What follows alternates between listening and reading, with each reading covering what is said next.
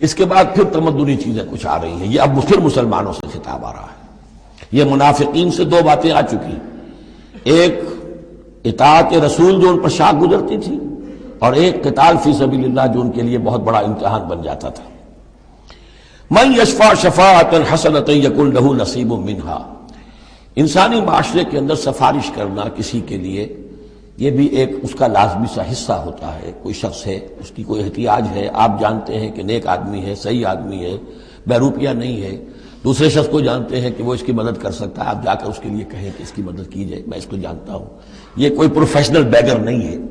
یا اسی طرح کا معاملہ، کوئی مقدمے کا مسئلہ ہے، آپ کے علم میں کچھ حقائق ایسے ہیں کہ جو فائل کے اوپر جو پولیس نے جو بھی کر رکھی ہے کارروائی، وہ دھوکہ دینے والے ہیں، ڈیسیونگ ہے، تو آپ جاتے ہیں کسی کے پاس اور کہتے ہیں کہ یہ بات یوں ہے، تو یہ کوئی بری بات نہیں ہے. اچھائی کے لیے، نیکی کے لیے، بھلائی کے لیے، خیر کے لیے، عدل کے لیے، انصاف کے لیے اگر سفارش کی جائے تو اس میں کوئی حرج نہیں، بلکہ اس سے اللہ تعالیٰ ثواب عطا فرمائے گا. من یشفع شفاعۃ حسنۃ، جو کوئی سفارش کرتا ہے اچھی، یکن لہ نصیب منہا، اسے اس میں سے بھی حصہ ملے گا، اس کی نیکی، اس کے اجر و ثواب میں سے اسے حصہ ملے گا. ومن یشفع شفاعۃ سیئۃ یکن لہ کفل منہا، اور کسی نے بری سفارش کی، غلط سفارش کی، جھوٹی کی، حقائق کو توڑا مروڑا، تو پھر اس کے جرم کے اندر جو جس کے لیے وہ سب کچھ کر رہا ہے وہ بھی شریک ہو گیا، اس کا برابر کا حصہ دار ہو گیا.